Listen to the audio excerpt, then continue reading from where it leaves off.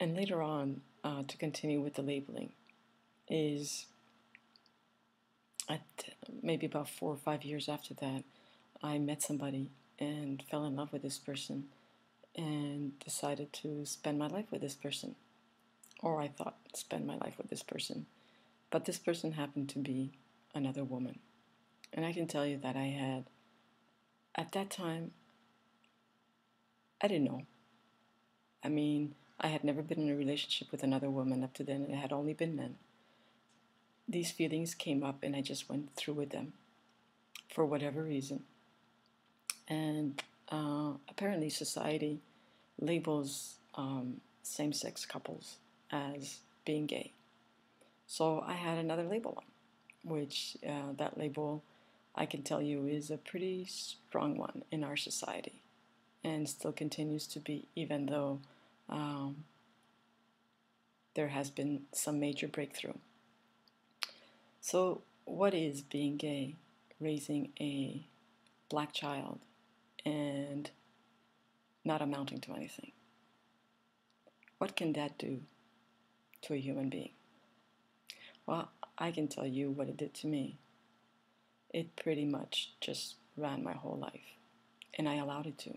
I've never felt worthy of anything. I never felt worthy of being a mother. I never felt worthy of being loved. I never felt worthy of being in a relationship. I never felt worthy of being successful.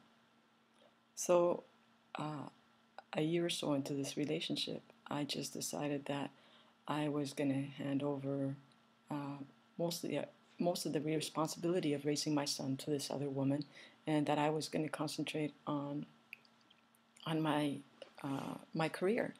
So that's basically what I did, and it was today I can honestly say today that it was all part of not feeling worthy. I wanted to feel worthy. I wanted to feel loved. I wanted to experience it. I wanted to be visible. But somehow, because of the labeling, I was unable to rip through that labeling. So I could never be authentic. I mean, I can be authentic with being the mother of a black boy. That I can be authentic with. I had absolutely no problem with that. The problem was being authentic, being in a relationship with another woman, and what society thinks. Because remember, it's much easier to believe what others think than to believe what you think or what I think. So what I thought wasn't important, I put that aside. It was what others were thinking. So I wasn't living an authentic life. I was pretty much living a life separate, and I would even go as far as saying I was living 3 different lives. I was living a life at work, I was living a life at home, and I was living a life in society. 3 totally different ways of being. So I was being one way at work, I was being another way at home, and I was being another way in society. And that pretty much got me all screwed up. And I didn't see it at that time. I just didn't see it. So I spent 12 years with this woman, and after 12 years decided to part ways for different reasons. And I am as much responsible as she is in the relationship. And at about a year after that, I met and fell in love with this other woman, whom I'm still with today, and totally impacted my life in a completely different way. And I got that surge, that energy of wanting to be more and wanting to do more and wanting to live life more. And however, my son was in his teenage years and he was rebelling because all he had known for the first 12 years of his life is my ex-partner.